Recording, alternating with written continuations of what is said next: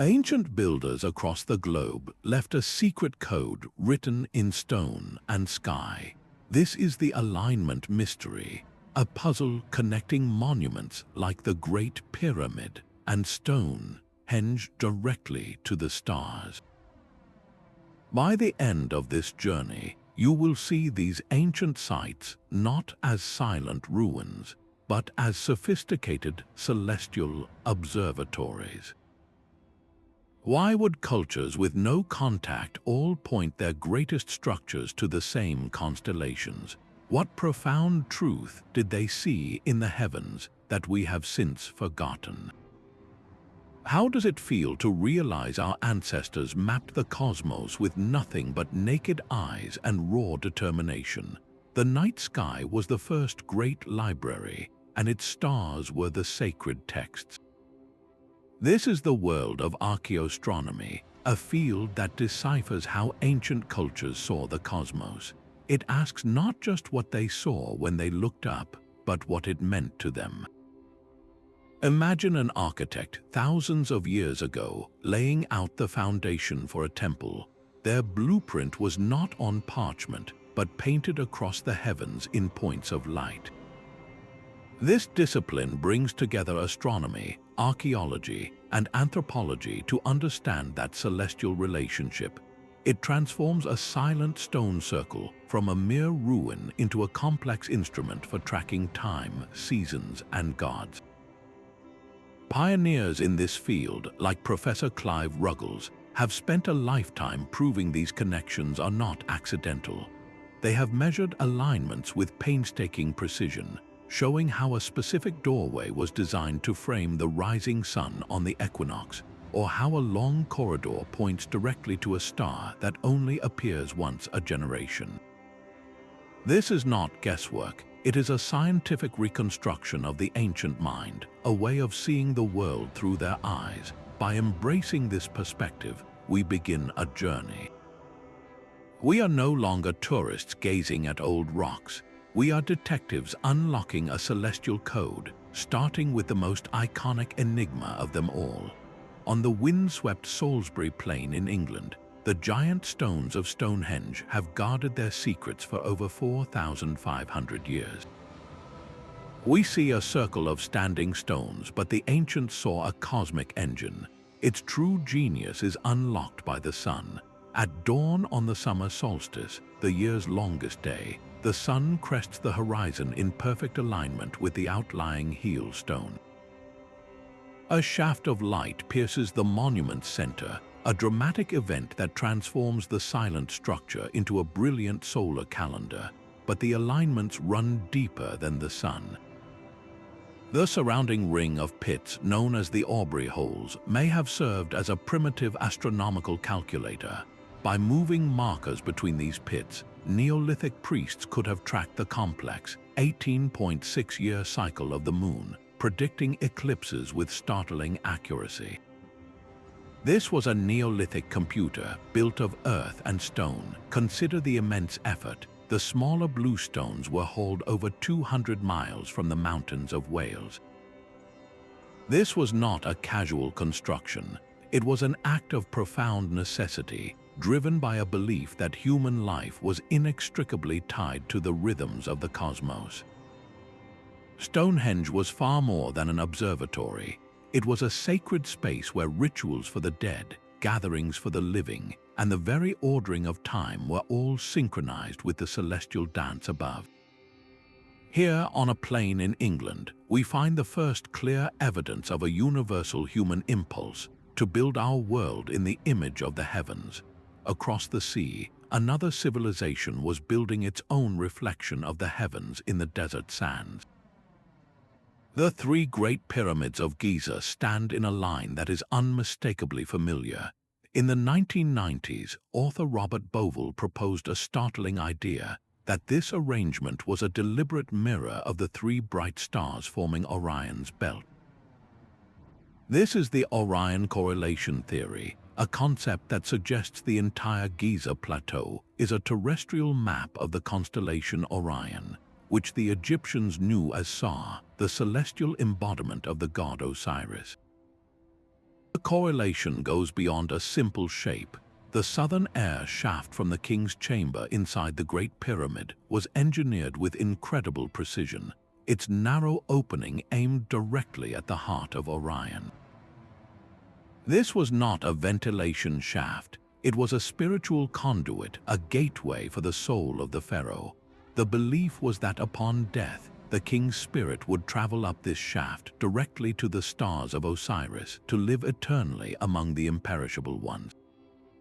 This transforms the pyramid from a mere tomb into a launchpad for the afterlife, a cosmic engine powered by celestial alignment. Even if one questions the Orion correlation, the pyramids themselves present an undeniable astronomical feat. Their sides are aligned to the 4 cardinal directions with an accuracy that defies simple explanation. The error is less than 1/15th of a single degree, a precision that would challenge modern engineers.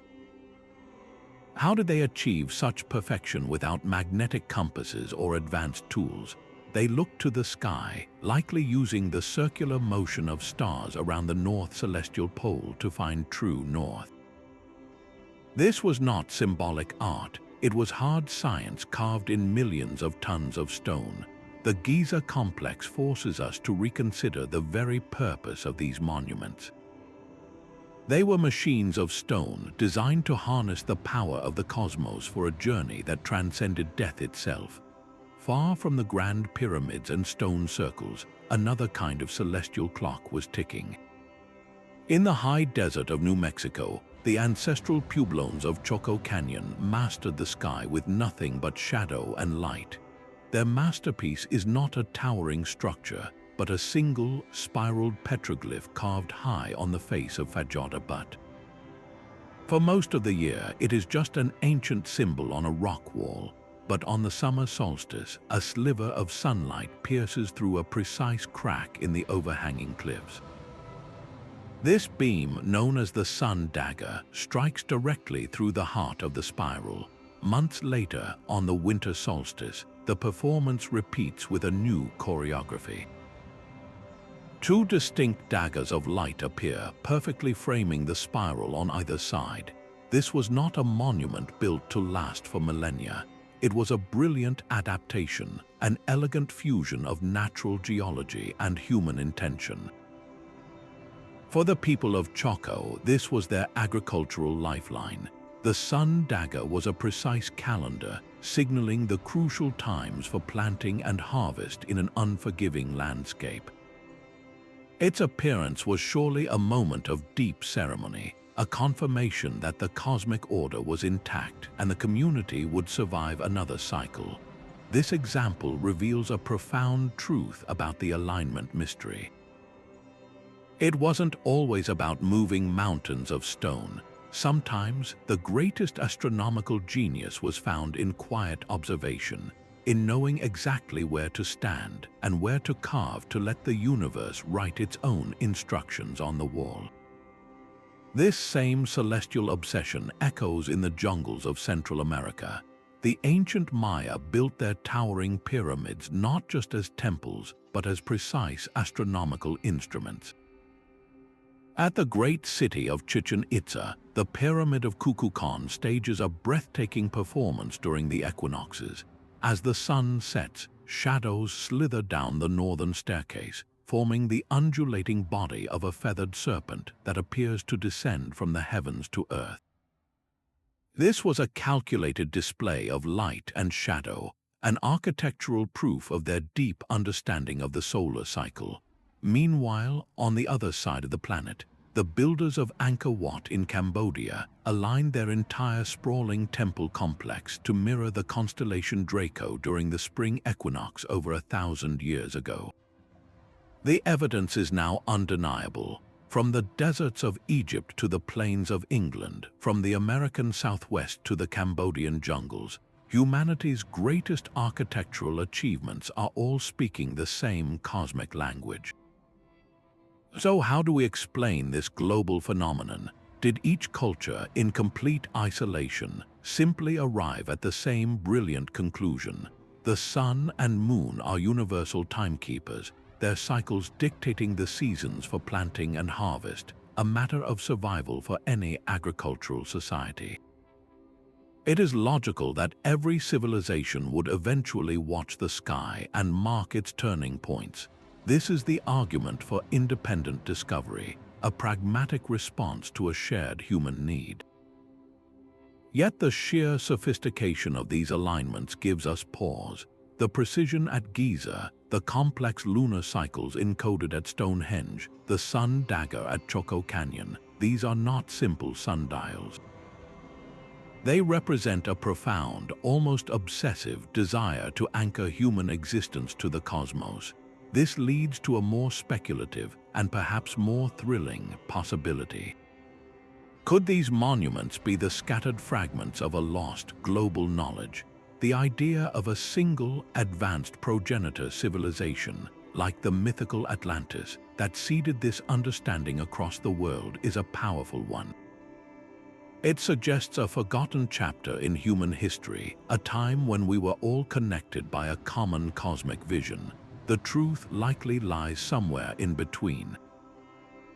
While independent discovery explains the universal impulse, the depth of the alignment mystery pushes us to wonder if there was something more, a shared thread of understanding that we have yet to fully unravel. Deep within the green hills of Ireland, a tomb older than the pyramids holds a secret written in light. Newgrange is a massive, circular mound built over 5,000 years ago, a century before Stonehenge's first stones were raised. From the outside, it appears as a great grass-covered hill, but its heart contains a narrow, 60-foot-long stone passage. This corridor leads to a central chamber, a space of eternal darkness and silence, built as a final resting place for the honored dead. Yet once a year, this darkness is shattered by a miracle of engineering. High above the entrance, a small, rectangular opening known as a roof box was precisely constructed. For most of the year, it sits dormant, a simple slit in the stone, but for a few precious minutes at dawn around the winter solstice, something magical happens. As the sun crests the distant horizon, a single, narrow beam of sunlight pierces through this roof box. It travels the entire length of the dark passage, a golden finger of light reaching all the way into the deepest chamber. For a brief, brilliant moment, the tomb is no longer a place of death. It is flooded with light, transformed into a symbolic womb heralding the rebirth of the sun itself. Imagine the profound emotional power of that event for the people who built it. In the depths of winter, when the world is cold and food is scarce, they engineered a guarantee that the sun would return. The light always wins. This was not just an observation. It was a ritual of hope carved into the very landscape. The precision required is staggering. The roof box, the angle of the passage, the alignment to the specific point on the horizon where the solstice sun rises, all of it had to be calculated and constructed with incredible accuracy, millennia before modern tools. Newgrange stands as a timeless testament to a universal human truth. Our ancestors did not just watch the sky, they conversed with it, building their greatest monuments to ensure that the cosmic conversation would never end. But there is another pattern in the sky, one that appears again and again across the ancient world. Look beyond the grand constellations to a tiny, sparkling cluster known as the Pleiades or the Seven Sisters. This group of stars held a power that transcended individual cultures, becoming a universal celestial marker. For the ancient Maya, the most important day of the year was not governed by the sun alone. It was the day of the heliacal rising of the Pleiades. This is the moment when the cluster first becomes visible in the pre-dawn sky after a period of being hidden by the sun's light. For the Maya, this event signaled the start of the new year and the beginning of the vital rainy season. Their entire agricultural cycle, the very source of their survival, was triggered by the reappearance of these seven faint stars. On the other side of the world, the ancient Greeks watched the same cluster for a different purpose. For them, the setting of the Pleiades in the autumn sky marked the start of the dangerous stormy season, a time to pull their ships from the water and end the voyages across the Mediterranean. Meanwhile, countless Native American tribes, from the Lakota on the plains to the Cherokee in the forests, used the position of the Pleiades to time their harvests and coordinate their seasonal migrations. It was a cosmic clock that told them when to move, when to gather, and when to prepare for the long winter. So why this specific star cluster? The Pleiades are one of the closest star clusters to Earth, and while only 6 or 7 stars are typically visible to the naked eye, they form a tight, unmistakable grouping that looks like a tiny dipper or a faint smudge of light. Its unique appearance made it a brilliant and reliable beacon in the darkness. Its widespread use points to a profound idea. While the sun and moon were universal timekeepers, certain stars held a special, shared significance.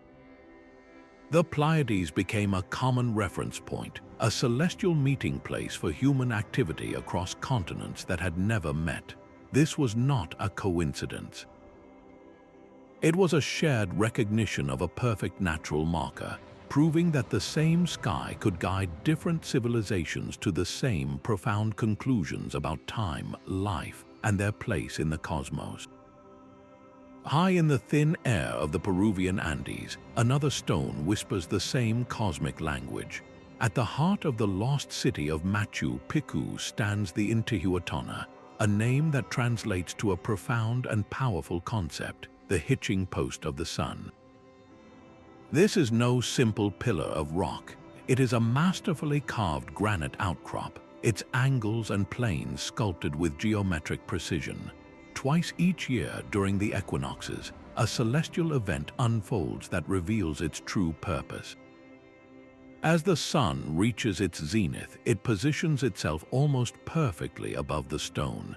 In that precise moment, the Intihuatana casts no shadow at all. To the Inca, this was not a mere optical effect. It was a moment of supreme spiritual significance. They believed the sun was being literally tied to the stone, tethered to prevent it from continuing its journey farther north and abandoning their mountain kingdom to eternal cold and darkness. Can you feel the weight of that responsibility? The entire cycle of seasons, the survival of the empire, hinged upon the success of this ritual. This is why the Intihuatana was far more than an observatory. It was the epicenter of a state religion, a place where the Inca emperor himself, the Sapa Inca, would perform ceremonies to maintain the cosmic order. His power was derived from his perceived ability to communicate with the gods and control the very movements of the sun. By anchoring the sun to the earth, he was proving his divine right to rule, ensuring the continuation of life, and solidifying his political authority in the most dramatic way imaginable. The Intihuatana is perhaps the ultimate example of how astronomy, theology, and the power of the state were woven into a single, unbreakable thread. It shows us that for these ancient cultures, watching the stars was never a passive act of science. It was an active, vital participation in the workings of the universe itself. Such breathtaking precision seems almost impossible without our modern tools. How could a civilization that had not yet discovered iron achieve alignments accurate to a fraction of a degree? The answer lies not in lost technology, but in the power of human ingenuity applied over generations. Their most vital instrument was not a computer, but a simple stick placed upright in the ground known as a gnomon. By patiently tracking the moving tip of its shadow day after day, year after year, they could map the sun's entire journey. The shortest shadow of the day marked solar noon, while the longest and shortest shadows of the entire year precisely defined the solstices. This was a science built on rhythm and repetition. In ancient Egypt, astronomers used a device called a merkit, a forked palm rib with a plumb line hanging from it. By sighting along the line of the string against a specific star, they could track its path across the night sky. Observing the same star as it circled the invisible north celestial pole allowed them to determine true north with an accuracy that still baffles engineers today. They were masters of the horizon, noting the exact points where the sun and stars would first appear or finally vanish, season after season. This was not a project for a single lifetime. It was a cumulative endeavor where knowledge was refined and passed down through oral traditions and careful apprenticeships. A master builder would teach his student not just how to cut a stone, but how to watch the sky, to remember the position of a certain star on the night of a winter festival. The true monument was not just the pyramid or the stone circle. It was the living library of celestial knowledge, preserved and perfected across centuries. This patient, generational observation was their superpower, turning simple tools into instruments of profound cosmic understanding. The scale of ambition at Karnak is almost beyond comprehension. On the coast of Brittany in France, the landscape itself has been rewritten in stone. Here, over 3,000 prehistoric standing stones stand in eerie, silent rows, stretching for kilometers across the countryside. These are the Karnak alignments, a monument not of singular grandeur, but of overwhelming repetition and order. Walking among these rows is like stepping into a grid designed by giants, a colossal puzzle where the pieces weigh several tons each. While the full meaning of this place may be lost to time, the sun still reveals a crucial part of its design. Specific lines of these towering menhirs are precisely oriented to frame the rising sun on the solstices and equinoxes. This was not a single observation point, but a gigantic celestial framework laid across the earth. To quarry, transport, and erect this army of stones required a society of incredible unity and purpose. Imagine the generations of labor, the sheer willpower needed to coordinate such an effort. What belief could possibly compel a community to invest so much? Some researchers see these parallel rows as a giant ceremonial pathway, a processional route for rituals that moved with the sun. Others propose it was a complex calendar system on a community-wide scale, where the positions of the stones against the horizon marked not just days, but entire cycles of time for a large, organized population.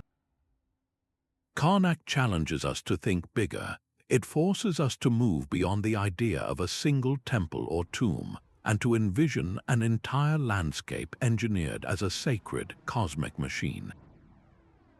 This was a society that did not just build in alignment with the stars. They reshaped their entire world to mirror the heavens, yet the sun was only half the celestial story. While its annual journey marked the seasons, the moon's complex dance offered a different kind of rhythm, one of subtle shifts and long-term cycles.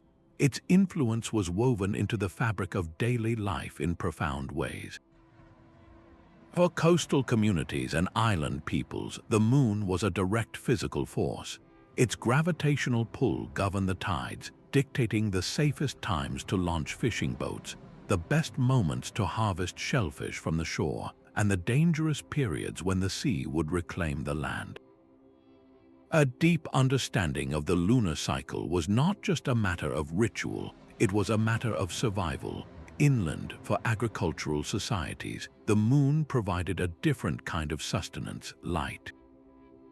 In the weeks leading up to a critical harvest, the bright, full moon extended the working day long after the sun had set, allowing for urgent, round-the-clock labor to gather crops before they spoiled.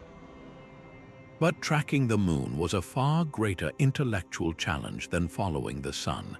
The moon does not simply rise and set in a predictable yearly loop. It goes through a much longer 18.6-year cycle, where the points on the horizon where it rises and sets slowly migrate between a northern and southern extreme. These endpoints are known as the major and minor lunar standstills. To identify this pattern requires patient observation across generations, a commitment to noting a slight change in position year after year after year. And the evidence tells us they did exactly that. At Stonehenge, the station stones and the iconic trilithons appear to frame these extreme moonrises and moonsets. Even more strikingly, the stone circle at Callanish on the Isle of Lewis in Scotland is a masterclass in lunar observation. Its central monolith and the surrounding avenues of standing stones create precise sightlines that target the moon at its southernmost major standstill, when it appears to just skim the horizon in a dramatic, low arc. This was not simple sky gazing. This was hard science. By building permanent markers in the landscape, these cultures could predict the moon's most extreme behavior decades in advance. This ability to track the lunar standstill cycle represents a quantum leap in astronomical thinking. It reveals a society of true celestial scientists, people who looked past the obvious daily motions to decipher the deeper, more complex rhythms of the cosmos itself. Deep within the sun-scorched heart of ancient Thebes, the Temple of Karnak was more than a collection of stone pillars. It was the physical dwelling place of Amun-Ra, the all-powerful sun god. The entire temple complex was a machine designed for one breathtaking moment each year. Its main axis, a processional way leading through colossal gateways and a forest of towering columns, was engineered with perfect precision. On the summer solstice, the year's most potent day, the rising sun would align with this sacred path. A beam of light would travel down the long, shadowy hypostyle hall, a space filled with the scent of incense and the murmur of priests. This shaft of sunlight did not stop at the outer courts. It pierced the deepest darkness of the inner sanctuary, the Holy of Holies, to strike the statue of the god himself. For the ancient Egyptians, this was not merely a trick of the light. It was the moment of divine renewal. The sun god was physically entering his home, recharging the temple with his power and reaffirming his covenant with the land of Egypt. This annual event was the ultimate piece of political theater orchestrated by the pharaoh. As the high priest of every cult, he was the sole intermediary between the people and the gods. The successful alignment of the temple, the dramatic return of the light, was public proof of his divine favor. It demonstrated that he alone could ensure the cosmic order, the flooding of the Nile, and the continued prosperity of the kingdom. His political authority was literally cemented in stone and illuminated by the sun. Karnak teaches us that these alignments were not cold calculations. They were visceral, emotional experiences designed to inspire awe and reinforce a very specific world order. The mystery deepens when we realize this sacred geometry was not confined to the banks of the Nile. Of course, the stars are not the only points on the ancient compass. A healthy dose of skepticism is essential when navigating the alignment mystery. Critics within archaeology and astronomy raise a vital point about the sheer scale of the evidence. With tens of thousands of ancient monuments dotting the globe and countless stars in the night sky, is it really so surprising that some of them appear to line up? This is the statistical trap of confirmation bias. We see the one alignment that seems to work and we celebrate it, while ignoring the dozens of other sightlines from the same site that lead to nothing in particular. It is human nature to find patterns even where none were intentionally placed. Then there is the question of precision. An alignment that is off by several degrees might seem close enough to the naked eye, but for it to be a functioning calendar or a deliberate target, the builders would have demanded far greater accuracy. A difference of a single degree might mean the sun Dagger misses the spiral entirely, or the solstice sun rises just to the left of the heel stone. Without the kind of precision we see at Giza or Newgrange, an alignment claim remains suggestive, not conclusive. Beyond the stars, the ancient landscape was filled with more immediate, practical concerns. A temple gate might face a sacred mountain, not because a star sets behind it, but because the mountain itself was considered the dwelling place of a god. A city's main avenue could be oriented toward a river, the source of all life, with any celestial correlation being a happy accident. A defensive wall would logically be built to face the most likely direction of an attack, which has nothing to do with the cosmos. To build a truly robust case, we need more than just a map and a star chart. We need multiple converging lines of evidence. Does the archaeological record show artifacts related to astronomy, like inscribed calendars or priestly regalia associated with the sun? Do the myths and oral histories of the descendant peoples speak of a particular star or a solar event tied to that place? When the stones, the stars, and the stories all tell the same tale, the alignment moves from a possibility to a probability. This rigorous, critical perspective does not diminish the mystery. It strengthens it. It ensures that our wonder is directed not at random coincidences, but at the genuine, demonstrable genius of our ancestors, who truly did weave the fabric of the heavens into the foundations of their world. The sprawling temple of Angkor Wat is a universe carved from sandstone. In the Cambodian jungle, this massive complex is far more than a collection of beautiful buildings. It is a scale model of the entire Hindu cosmos, built to make the divine order physically present on Earth. At its heart, 5 majestic towers rise toward the sky. These represent the sacred peaks of Mount Meru, the mythical axis around which all of creation revolves. Encircling the entire temple is a vast rectangular moat. This is not just a defensive barrier, it is a symbolic representation of the cosmic ocean, the primordial waters from which the universe was born. Every detail of its design, from the grand layout to the intricate carvings on its walls, was intended to replicate a heavenly blueprint. Angkor Wat was a machine for enlightenment, a place where a pilgrim could literally walk through a model of their own cosmology. Yet its orientation presents a fascinating puzzle. The entire temple is precisely aligned to the west, a direction that in Hindu tradition is often linked with the setting sun and the domain of death. This unusual choice is a profound clue to the temple's original purpose. It was built in the 12th century as a dedication to the god Vishnu, who has a deep association with the western direction. By facing his temple west, the builders were creating a permanent home for his divine essence, anchoring his protective power into the very foundation of the kingdom. The true celestial genius, however, reveals itself on the morning of the spring equinox. If you stand at the western entrance and look back along the temple's long causeway, you witness a breathtaking event. The sun rises in perfect alignment, appearing to crown the central tower of Mount Meru.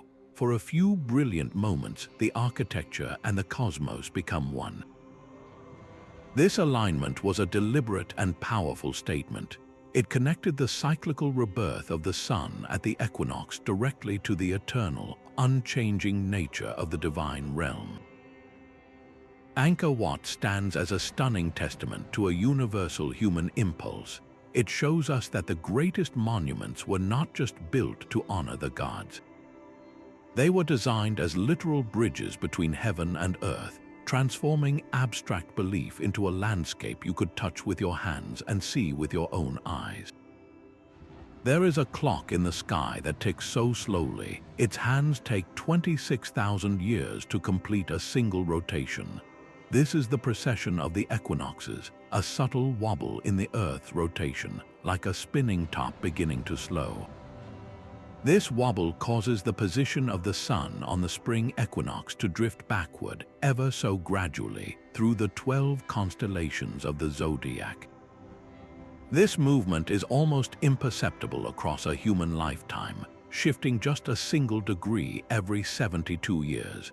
Yet, a growing body of thought suggests that our ancestors were not just aware of this grand cycle, they built its memory into their most enduring stories and stones. This slow-moving clock measures what ancient philosophers called the Great Year, a cosmic cycle of death and rebirth spanning millennia. The most compelling evidence for this knowledge may be staring at us from the sands of Giza.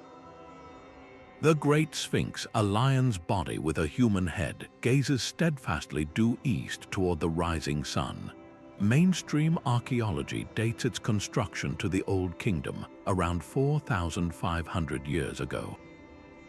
But if we roll back the celestial clock using modern software, we find something astonishing.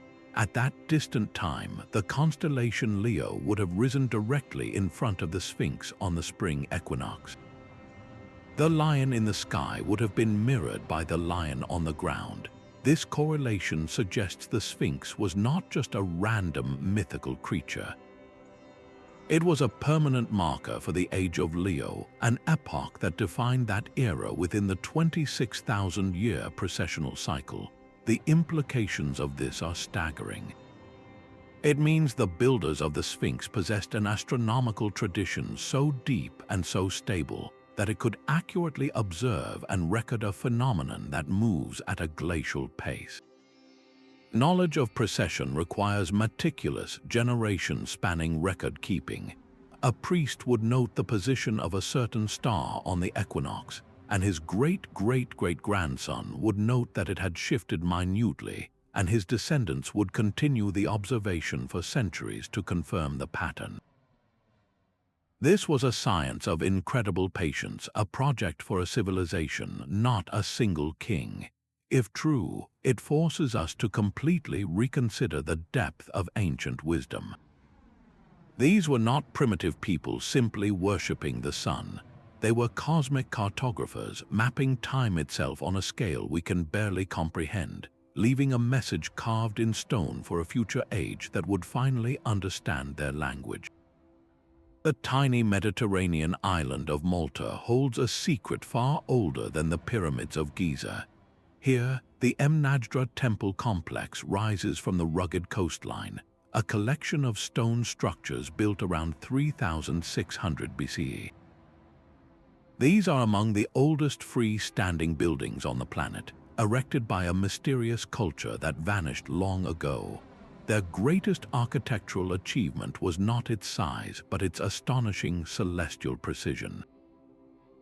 The lower temple at Mnajdra is a perfect solar instrument carved from limestone.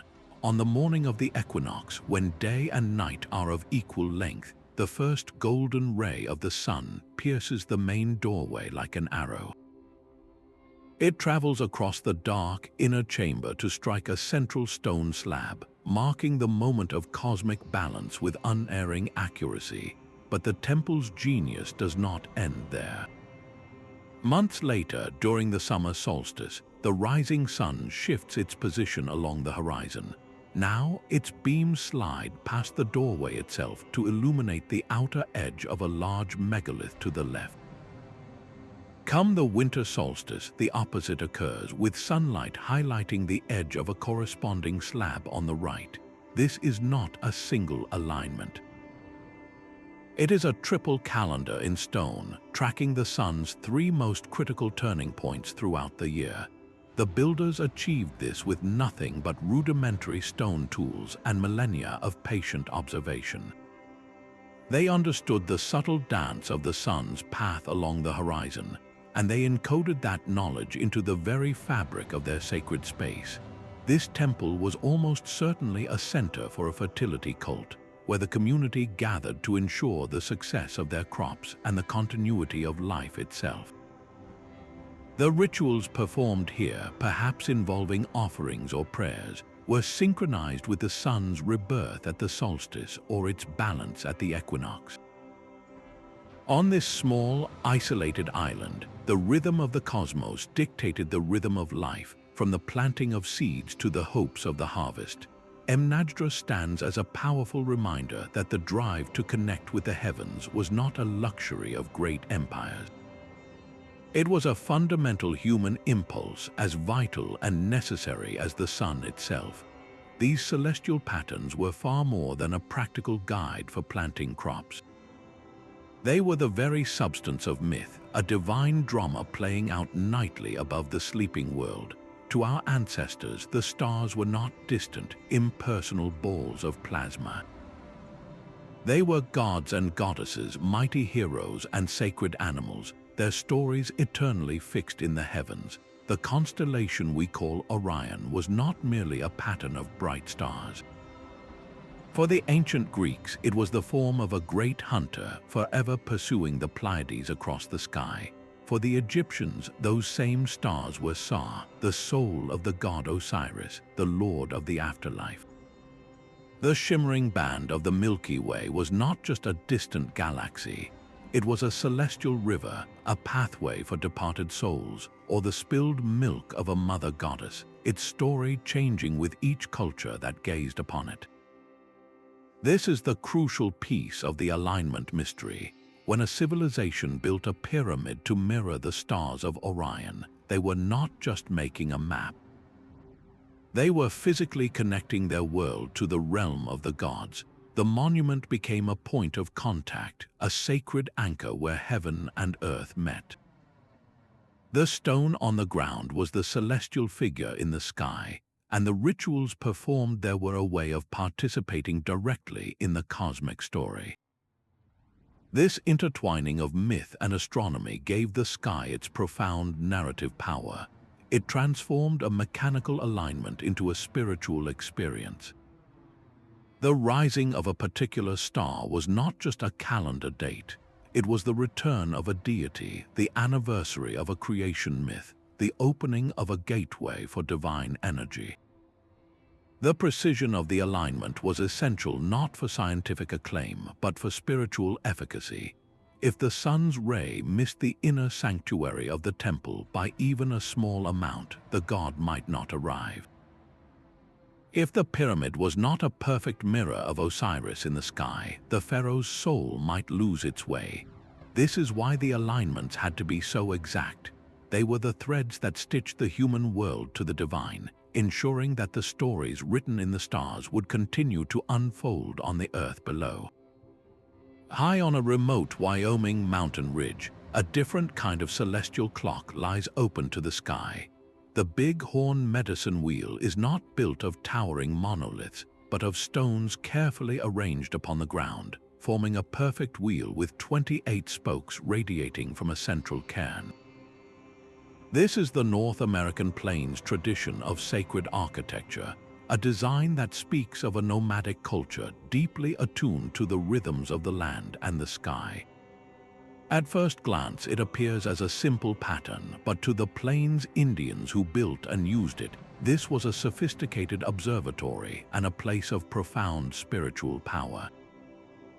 Its alignments are precise and deliberate. Specific cairns of stone placed around the wheel's rim act as sighting markers.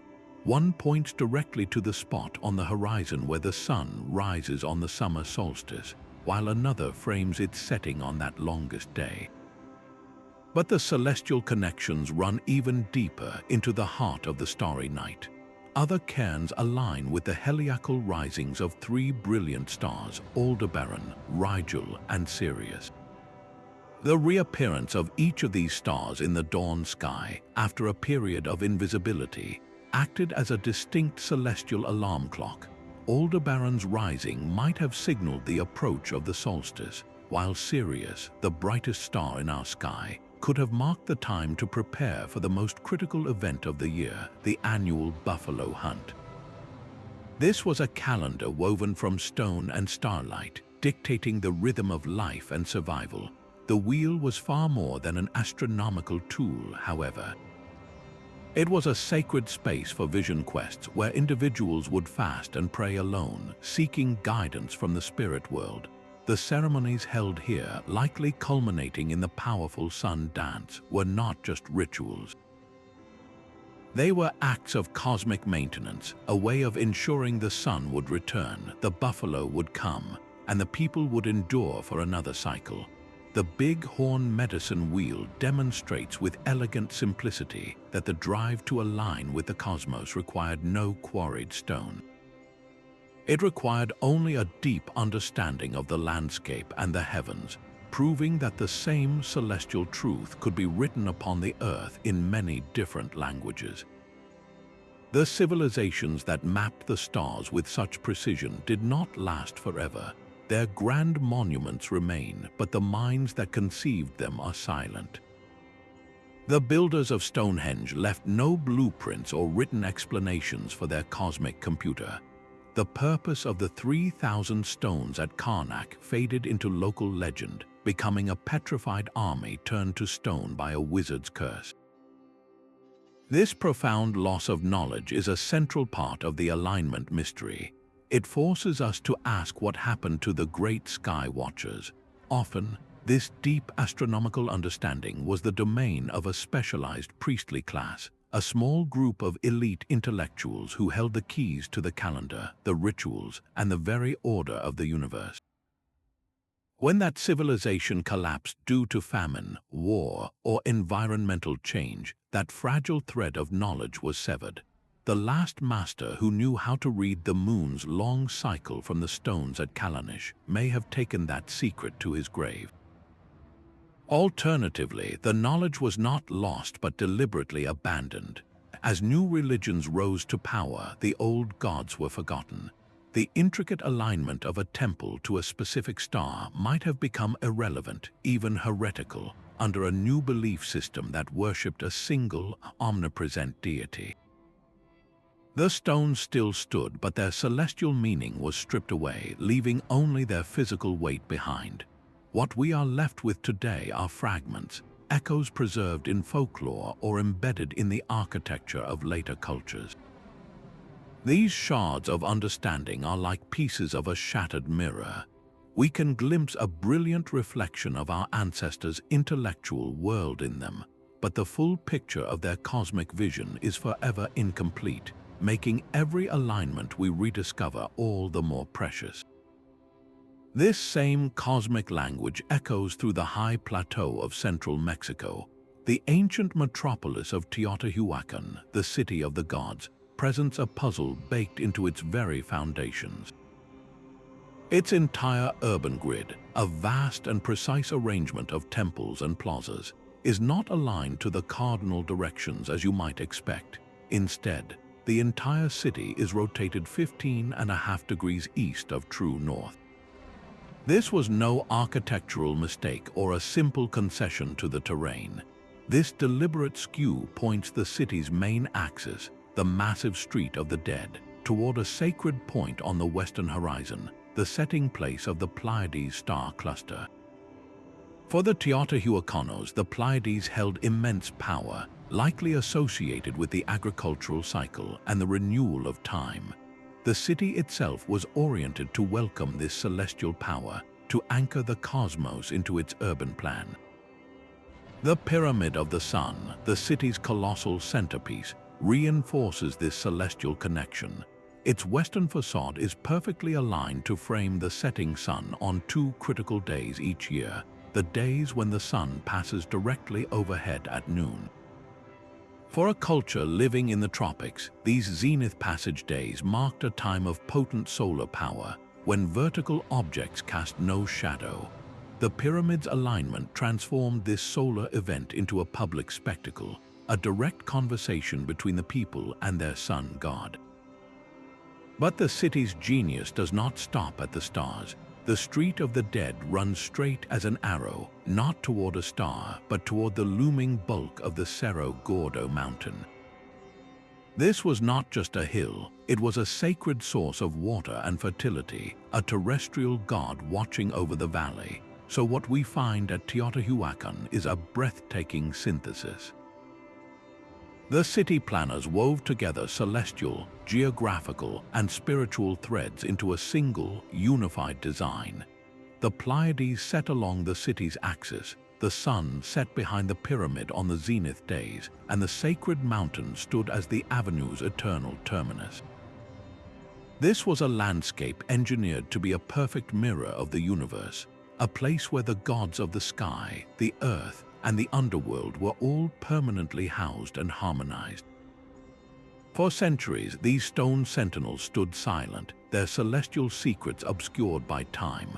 The modern journey to decipher them began not with scientists, but with curious antiquarians. In the 1700s, William Stukeley gazed at Stonehenge and saw more than a Druid ruin. He was among the first to publicly propose its stones were arranged to track the sun, a radical idea in an age that viewed prehistory as primitive. But the true revolution came in the 1960s and 70s. Astronomer Gerald Hawkins fed the positions of Stonehenge's stones into a computer, one of the earliest uses of such technology for archaeology. His analysis suggested a stunning number of solar and lunar alignments, leading him to famously call the monument a Neolithic computer. Around the same time, an Oxford engineer named Alexander Thom was meticulously surveying hundreds of stone circles across Britain. He proposed that these sites were not crude markers but precise observatories, built by what he called megalithic astronomers who used a standard unit of measurement. These pioneers faced immense skepticism. They were asking the academic world to make a profound mental shift, to stop viewing these places solely as temples for gods or tombs for kings, and to start seeing them as the sophisticated scientific instruments they truly were. This was the birth of modern archaeoastronomy, a field that had to fight for legitimacy. Today, that rediscovery accelerates with breathtaking tools. LiDAR technology, which uses laser pulses to map the ground from the air, is stripping away jungle canopy and soil to reveal vast, hidden ceremonial landscapes. We can now measure alignments to a fraction of a degree, confirming ancient intentions with a precision that was once impossible. Each new scan, each new digital map, is another page translated from a lost library of stone, continually refining our awe for the ancient genius who first wrote their world in the language of the stars. The parched plains of Peru hide a gallery of giants, stretching across nearly 1,000 square kilometers of desert floor. The Nazca lines are a monumental art form only visible from the heavens.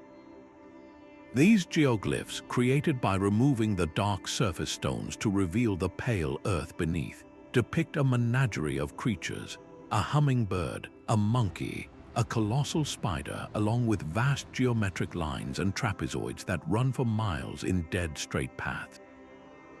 Their sheer scale defies human perspective. You cannot stand beside the spider and see its form. You can only walk its lines, a single thread in a tapestry too large to comprehend from the ground.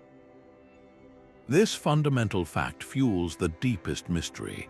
Why create art for an audience that cannot see it? For decades, the dedicated mathematician Maria Reich guarded these lines, meticulously mapping them and proposing a celestial connection. She believed these immense pathways were not random, but deliberate sightlines pointing toward the rising and setting positions of the sun, moon, and bright stars on the distant horizon. The famous spider glyph itself is thought by some to be a terrestrial map of the constellation Orion, its legs mirroring the specific angles of the stars in the Hunter's Belt. The straight lines could have functioned as a massive calendar, with specific pathways aligning with the solstice sun, marking dates critical to agriculture and ritual in the harsh desert environment. Yet the debate is far from settled.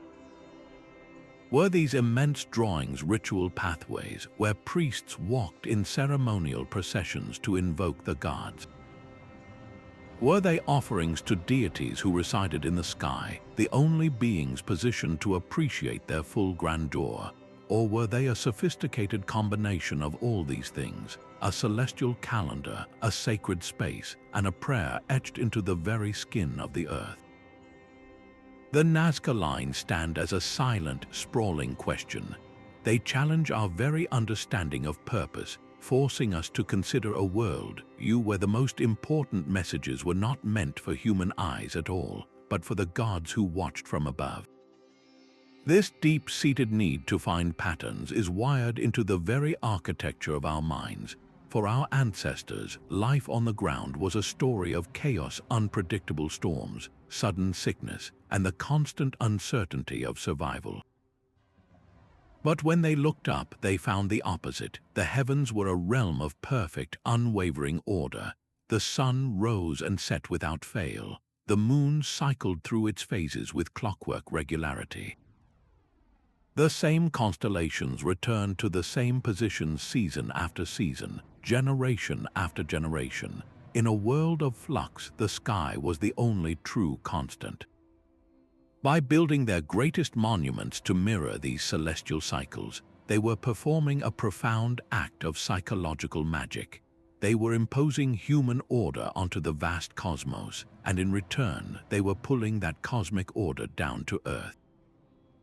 It was a way of taming the universe, of making it feel like home.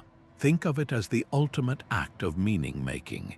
If the great, powerful forces of the cosmos could be predicted, measured, and even physically represented in stone, then humanity was not a helpless bystander in a random world. They were an integral part of a grand, intelligent design. This psychological drive is not some ancient relic. We still feel it today. We see it when we gaze at the stars through a telescope, connecting the dots to form the shapes of heroes and beasts just as they did. We see it when we look for patterns in the data of our own lives, trying to find logic in the stock market or a narrative in our personal histories. We are, and always have been, pattern-seeking creatures. Our ancestors simply expressed this universal impulse in the most enduring language they had: stone and sky. The great Sphinx of Giza holds its gaze on the horizon, a riddle carved in limestone. This leonine guardian adds a profound new layer to Egypt's celestial mysteries, tying the earthly plane directly to the lion in the sky. The so-called Sphinx equation expands the Orion correlation theory into a grander cosmic map. It proposes that the Sphinx was not merely a mythical beast, but a deliberate terrestrial representation of the constellation Leo. This connection transforms the Giza plateau from a simple necropolis into a complete, mirrored sky, with the pyramid of Osiris, Orion, at its center, and the lion of the Sphinx watching over it. The implications of this idea become truly staggering when we account for the slow wobble of the Earth's axis, the precession of the equinoxes.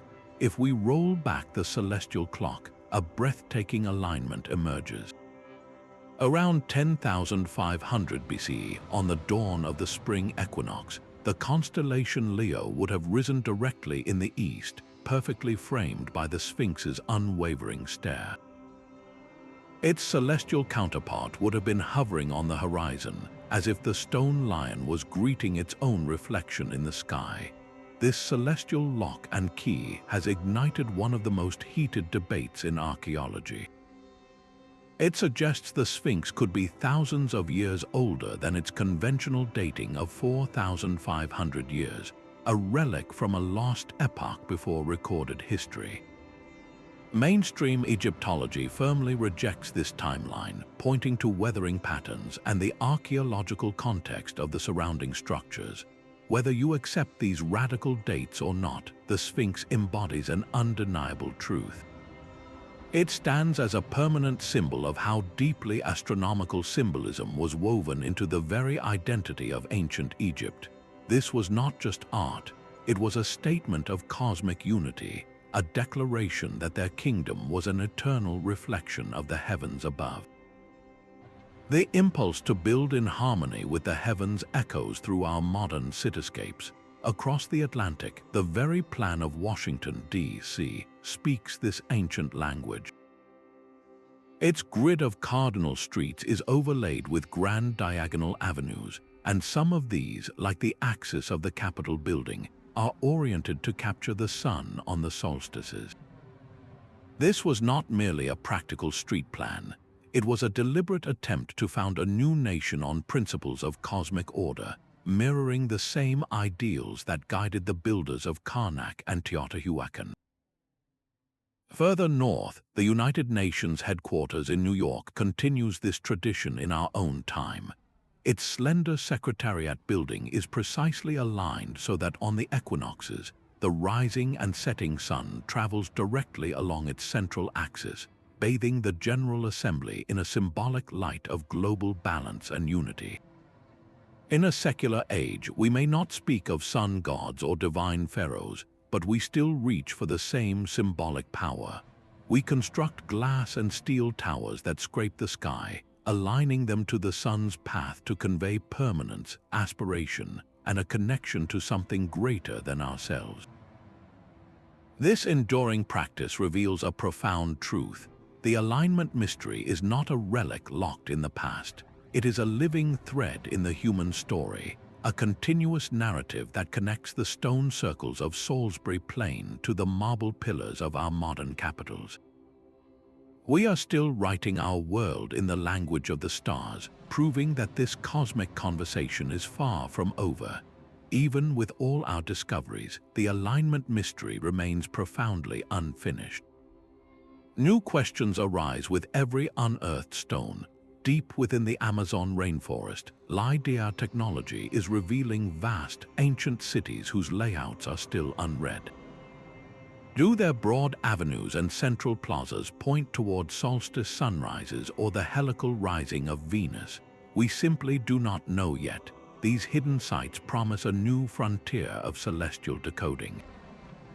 Some researchers, like those following the work of Alexander Thom, propose an even more radical idea.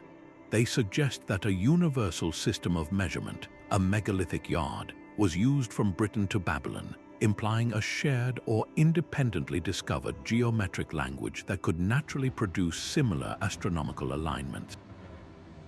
But will we ever find the builder's own words? The ultimate prize would be a written record, a clay tablet or an inscribed pillar that explicitly states, in their own language, why Stonehenge was built or the precise ritual meaning of the Pleiades alignment at Teotihuacan. Such a discovery would transform speculation into settled history. Our tools for this search are becoming almost magical. Satellite imagery scans entire continents for geometric patterns invisible from the ground. Ground-penetrating radar peers deep into the earth, revealing buried post holes or foundation stones that complete a forgotten alignment. Each new technology is like a new key, cut for a lock we did not even know existed. The most breathtaking connections may still lie buried, waiting for their moment in the sun. This is not a puzzle we are finishing, but one we are just beginning to truly see, ensuring the next generation will inherit a mystery more compelling than we ever imagined. From the sun dagger of Chaco Canyon to the solstice alignment of Stonehenge, we have journeyed across time and continents to uncover a universal truth. Our ancestors were master astronomers who saw the sky not as a distant void, but as a living map, a clock, and a scripture. The alignment of ancient monuments with the stars was a profound expression of humanity's quest for order, meaning, and connection to the cosmos. These stones are more than ruins. They are frozen conversations between earth and sky, a silent language written in geometry and light. As the astrophysicist Carl Sagan once reflected, we are a way for the cosmos to know itself. Our ancient forebears understood this intuitively, building their world as a conscious reflection of the heavens. I encourage you to go outside on a clear night, to stand beneath that vast, starry expanse and look up. See if you can feel that same ancient pull, that deep-seated need to find your own place in the grand design. If this journey has sparked your curiosity, share your thoughts in the comments below and subscribe for more explorations into history's greatest mysteries.